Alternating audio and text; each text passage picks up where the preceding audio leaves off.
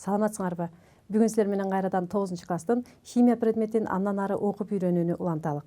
Анда эмесе бүгүнкү силерге өтүлө турган сабактын темасын көңүл коюп жазып алсаңар. Сабактын темасы металлдардын химиялык касиеттери. Бул сабакта силер металлдардын кээ бир жалпы химиялык касиеттери менен таанышасыңар. Ошондой эле металлдардын жөнөкөй заттар, суу жана туздар менен болгон тажрыйбаларына байкоо жүргүзөсүңөр. Силер менен өткөн сабакта металлдардын жалпы физикалык касиеттери менен таанышып өткөнбүз. Металлдардын жалпы физикалык касиеттерине алардын электр тогун жакшы өткөргүчтүгү, же болбосо жылуулук өткөрүмдүүлүгү, жана ошондой эле металлдардын баардыгы металлдык жалтырактыкка ээ болушу, же болбосо алардын согулууга, ийүүлүгү жөндөмдүү экендигин айтып өткөнбүз. Мындай жалпы физикалык касиеттерге ээ болушунун себеби металлдык байланыштын себеби менен түшүндүрүп караганбыз. Ушул сыяктуу эле металлдар жалпы химиялык касиеттерге да ээ болушат. Анда эмесе бүгүнкү сабактын жүрүшүндө металлдардын химиялык касиеттеринин айрым жалпы касиеттерин карап өтмөкчүбүз. Азыр бул мисалга көңүл буралы. Металлдар металл эместер менен реакцияга кирет. Ал эми металл эместерди силер мезгилдик таблицадан тапканды билесиңер. Мисалы, бүгүнкү сабакта силер менен галогендер менен болгон бирикмелерин карап көрөбүз. Галогендер булар фтор, хлор, бром, йод жана астат элементтери болуп саналат. Ал эми металлдардын галогендер менен болгон бирикмеси галогениттер деп аталат. Ар бир галогениттин өзүнүн аталышы бар. Мисалы, металлдардын фтор менен бирикмеси фториттер деп аталат. Металлдардын хлор менен бирикмеси хлориттер деп аталат. Ал эми бром менен бирикмеси бромидтер деп аталса, йод менен бирикмеси йодиттер деп аталат. Ошондой эле силер менен кычкылтек, күкүрт менен болгон бирикмелерин да карап өтөбүз. Металлдардын кычкылтек менен бирикмеси оксидтер деп аталарын билесиңер. Ошондой эле металлдардын күкүрт менен бирикмеси сульфиттер деп аталат. Таблицага көңүл бурсаңар, металлдардын активдүүлүк катары сунушталган. Бул активдүүлүк катарда суутек газына чейинки жайгашкан металлдар кислотадан суутек газын сүрүп чыгара алат. Ал эми андан кийин жайгашкан элементтер суутекти сүрүп чыгара албайт. Бул металлдардын активдүүлүгү дагы ар биринин иретине жараша өзгөрөт. Мисалы, шелочтуу жана шелочтуу жер металлдары болуп эсептелинген литий, калий, кальций, натрий, магний металлдары өтө активдүү, кадимки шартта реакцияга тез кирет.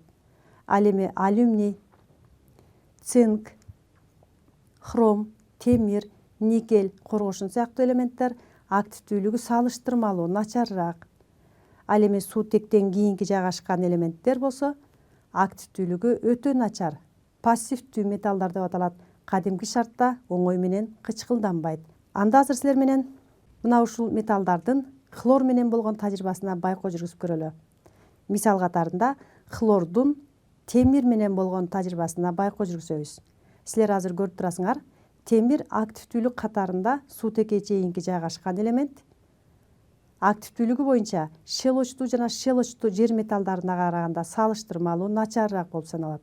Азыркы тажрыйбада сары жашыл түстөгү хлор газы цилиндрде толтурулуп даярдалган, оозу жабылган. Темир зымы ысытылат. Жакшы ысытылган темир зымын хлор газына салып көрөлү. Хлор активдүү болгондуктан темирди тез эле кычкылдандырды. Күрөң түстөгү түстүн өзгөргөндүгүн көрүп турасыңар.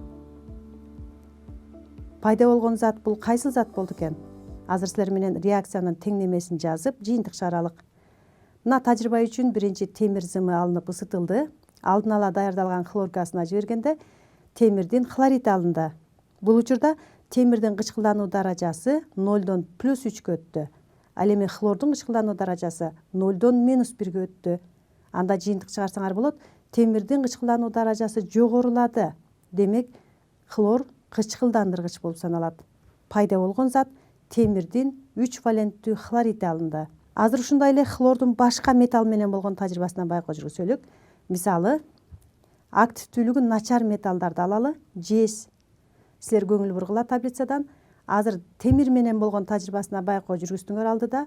Бул учурда активдүүлүк катары боюнча ал суутекке чейин жайгашкан. Ал эми жез болсо суутектен кийин жайгашып турат. Бул учурда активдүүлүгү начар болсо, анда реакция кандай жүрүп жатат салыштырып байкоо жүргүзүп отурсаңар. Тажрыйба үчүн алдын ала даярдалган хлордун сары жашыл түстөгү газы цилиндрде толтурулуп турат. Жез сымын алып ысыталык.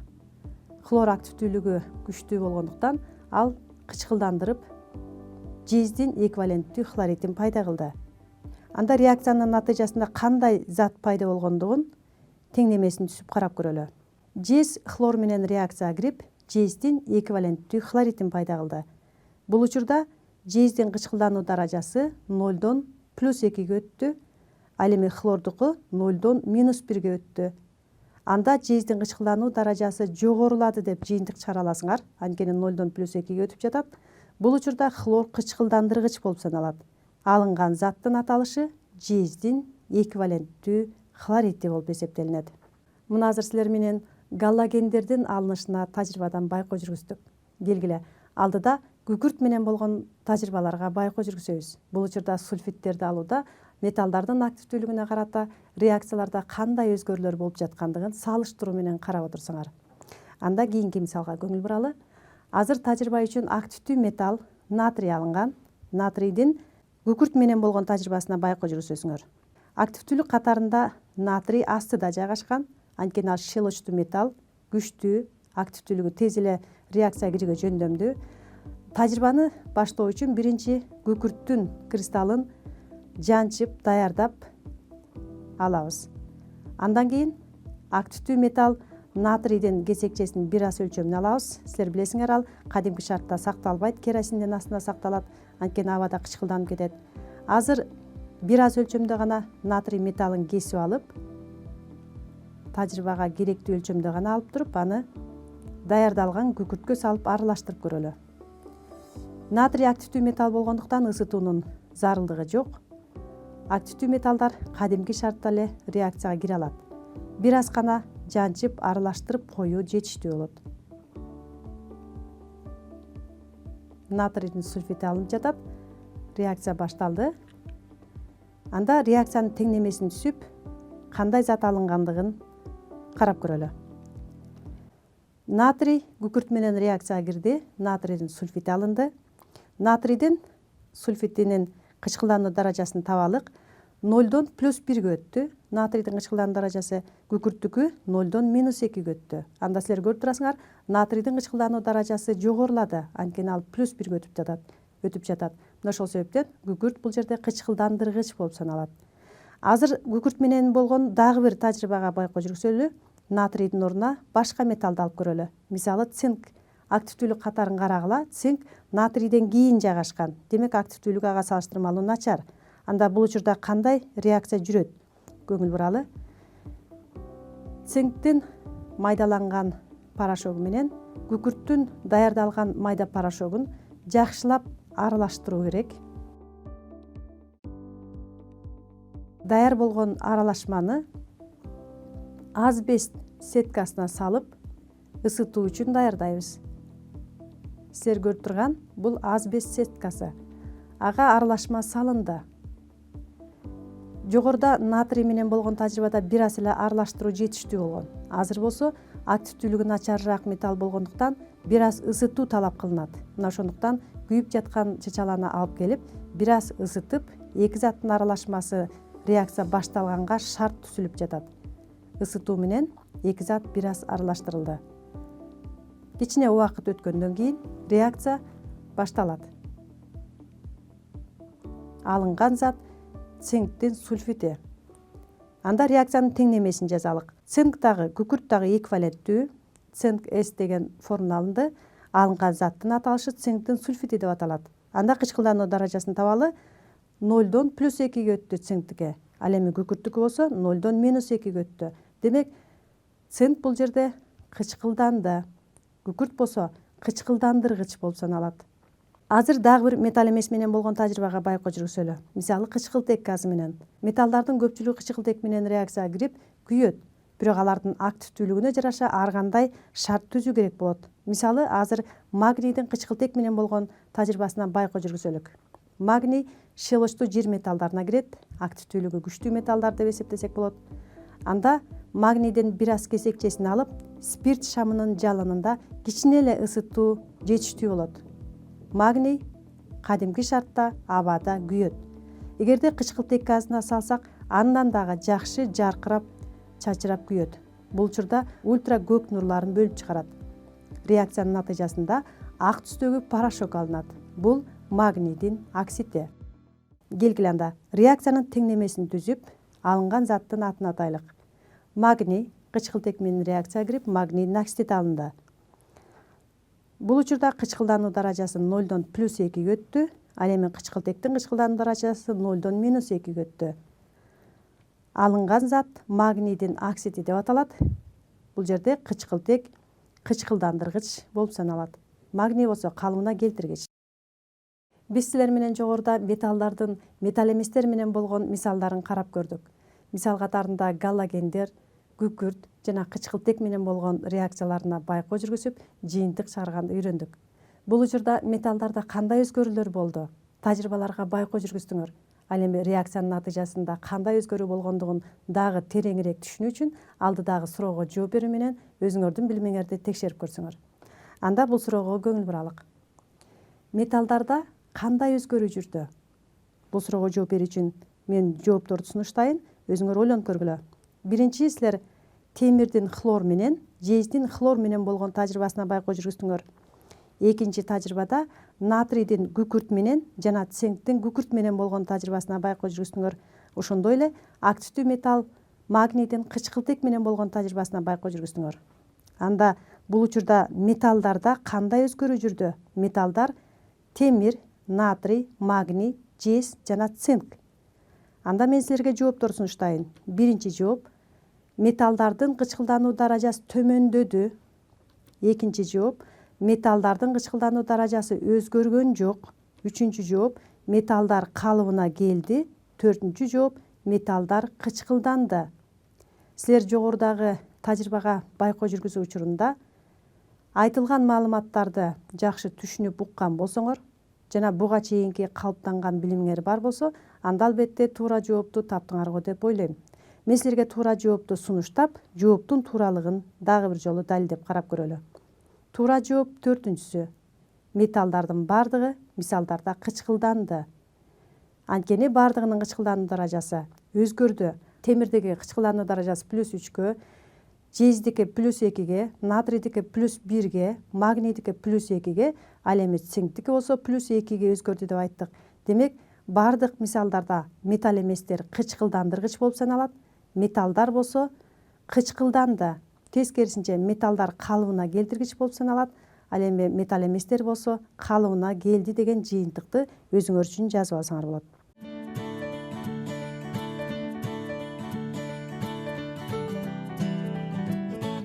Азыркы жүргүзүлгөн тажрыйбалардан улам мындай жыйынтык чыгарсак болот. Абадагы кычкылтек менен металлдардын аракеттенишүүсүндө бардык эле металлдар кычкылдана бербейт. Силер азыркы тажрыйбадан көргөндөй, литий, натрий, кальций, магний сыяктуу активдүү металлдар кадимки шартта, кадимки температурада эле тез эле кычкылданат.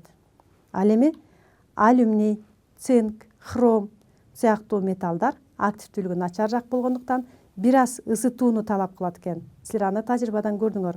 Демек, кадимки температурада же ысытканда жай кычкылданат экен. Ал эми күмүш, платина, алтын бул металлдар кадимки шартта дагы, ысытканда дагы кычкылданбай турган металлдар болуп саналат. Бул жыйынтыктарды өзүңөр үчүн жазып алсаңар.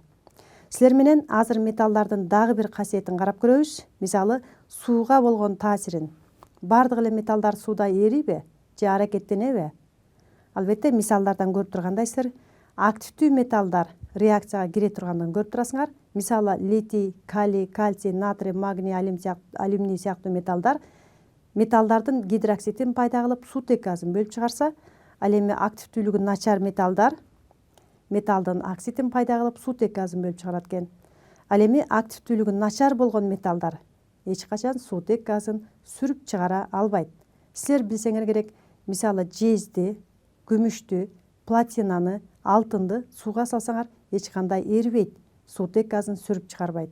Анда азыр силер менен активдүү металлдар суутек газын кантип бөлүп чыгара тургандыгын тажрыйбадан байкоо жүргүзөбүз. Бул тажрыйбада калий металлы алынды. Металлдын активдүүлүк катарынын ордун тапсаңар, калий эң активдүү металлдарга кирет. Ал суу менен тез эле реакцияга кирет. Тажрыйбага байкоо жүргүзгүлө, калий металлы суу менен кандай реакцияга кирип жаткандыгын көрүп турасыңар. Азыр бир аз өлчөмдө эле алып салдык. Дагы бир жолу тажрыйбаны кайталап көрөлү. Литий натрийге караганда дагы калий тезирээк реакцияга жүрөт. Андан кийин көбүрөөк өлчөмдө алып туруп салганда, азыр силер суунун өңү өзгөргөндүгүн көрүп турасыңар. Анткени бул учурда шелоч пайда болгондугун билиш үчүн алдын ала фенолфталейн индикатору коюлган. Шелоч пайда болгон учурда анын түсү өзгөрөт. Бул шелочтун пайда болгондугун далилдейт. Анда реакциянын теңдемесин жазып туруп дагы бир жолу карап коелу. Бул учурда калий суу менен реакцияга кирип, калий OH гидроксидти пайда кылды жана суутек газын бөлүп чыгарды. Калий OH-тын пайда болгондугун, же шелочтун пайда болгондугун фенолфталейн индикаторунун түсү түссүз өңдөн, малинанын түсүнүкүндөй болгон күлгүн түскө өскөндүгүнөн билүүгө болот. Келгиле, азыр силер менен дагы бир металлдын активдүүлүк катарында жайгашкан алюминий металлынын суу менен болгон тажрыйбасына байкоо жүргүзүп көрөлү. Силерге белгилүү болгондой, алюминий металлы кадимки шартта реакцияга суу менен кирбейт. Силер билсеңер керек, алюминийден жасалган буюмдар суу куйганда реакцияга жүрбөй тургандыгын. Эмне үчүн?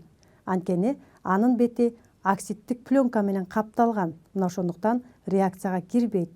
Эгерде бул оксидтик пленканы тазаласа, албетте анда алюминий активдүүлүк катарында көрүнүп тургандай суутек газын сүрүп чыгара алат. Силер азыр алюминийдин активдүүлүк катарынын ордун карагыла. Суу менен болгон реакциясында суутек газын бөлүп чыгара турган металлдардын катарында турат. Анда азыр силер менен аны кантип тазалап реакция жүргүзөрүн байкайлы. Силер тажрыйбадан көрүп тургандай алюминийдин кесекчесин 2 стаканга салып алабыз. Биринчи стакандагысы бул текшерүү үчүн, контроль үчүн коюп коебуз, суутек газын бөлүп чыгарбай тургандыгын билүү үчүн. Ал эми экинчи стаканга сымаптын хлоридин куябыз. Бул учурда оксидтик пленканы тазалоо максатында коюлуп жатат. Сымаптын хлоридин куюп даярдап койдук дагы. Андан кийин экинчи стакандагы же контролдук стакандагы салыштыруу үчүн керек болгон стакандагы алюминийдин оксидтик пленкасы бар кесекчесине сууну куйдук. Мына реакция башталбайт биринчисинде. Ал эми экинчисинде болсо реакция акырындык менен башталат. Себеби сымаптын хлориди алюминий менен реакцияга кирип, амальгама пайда болот. Бул туруксуз убактылуу эле оксидтик пленканы алып түшөт. Азыр алюминийди тазалап алыш үчүн бул пайда болгон тузду экинчи стаканга куюп, өзүнчө бөлүп алып жатабыз. Бир нече убакыттан кийин бул оксидтик пленканы тазалады. Азыр дагы бир жолу чайкап, суу менен тазалап алсак, таза алюминий алынат. Дагы эле ушул тузду кийинки стаканга куюп бөлүп алдык. Бул реакциянын теңдемесин андан кийин жазабыз. Азыр болсо мына тазаланган оксидтик пленкасы жок алюминийге сууну куйганда реакция башталгандыгын көрүүгө болот. Силер азыр экөөнү салыштыргыла. Биринчи стаканда оксидтик пленкасы бар алюминий, экинчи стаканда оксидтик пленкасы тазаланган таза алюминий. Демек экинчи стаканда суутек газы бөлүнүп чыга баштагандыгын көрүп турасыңар. Суутек газы бөлүнүп чыгып жаткандыгы тажрыйбада байкалып жатат. Ал эми салыштыруучу стаканда болсо суутек газы бөлүнүп чыккан жок, анткени оксидтик пленкасы бар. Мына ошондуктан кадимки шартта силер алюминий металлын салсаңар, сууга реакция жүрбөй тургандыгын көрө аласыңар. Анда келгиле, реакциянын теңдемесин жазалы. Тажрыйба үчүн биринчи сымаптын хлоридин алюминийге куюп, алюминийдин хлориди алынды. Бул жерде оксидтик пленканы тазалоо үчүн куюлган. Амальгама алынат, бирок ал убактылуу туруксуз болгондуктан тез эле бетинен ажырап түшөт. Пайда болгон таза алюминийди сууга салганда алюминийдин гидроксиди пайда болуп, суутек газы бөлүнүп чыкты. Мына ушундай жол менен алюминийдин суутек газын бөлүп чыгара тургандыгын тажрыйбадан көрө алабыз. Азыр силер менен дагы бир тажрыйбага байкоо жүргүзөлүк. Тажрыйба үчүн цинк металлы алынды жана ага жездин сульфаты коюлуп жатат. Көңүл бургула жездин сульфаты көк түстө болчу. Тажрыйбанын башталышында акырындык менен түсү өзгөрөт. Эмне үчүн? Анткени активдүүлүк катарында жез көңүл бургула астыда жайгашкан, ал эми активдүүлүк катарында цинк астында жайгашкан, ал эми жез болсо андан кийин жайгашкан. Демек активдүүлүгү жездики начар. Ошол себептен тажрыйбанын жыйынтыгында цинк жезди сүрүп чыгарат.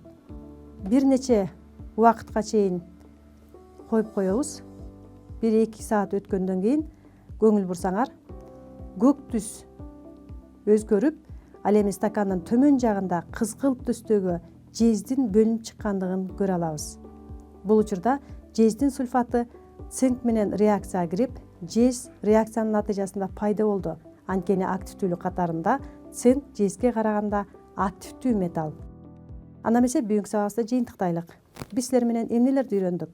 Силер менен металлдардын хлор, күкүрт жана кычкылтек менен болгон тажрыйбаларына байкоо жүргүзүп, металлдардын кычкылдануусун салыштырдыңар. Ошондой эле металлдардын активдүүлүк катарына карата сүрүп чыгаруу реакцияларын салыштырдыңар. Биз силер менен бүгүнкү сабактын жүрүшүндө металлдардын айрым гана жалпы касиеттерин карап көрдүк. Дагы кандай жалпы касиеттери бар экендигин силер өз алдыңарча окуу китебиңерден карап, жыйынтык чыгарганга үйрөнсөңөр. Анда эмесе силерге бөлүнгөн убакыт ушуну менен аягына келип жетти. Кийинки сабакта жолугушканга чейин саламатта болуңар.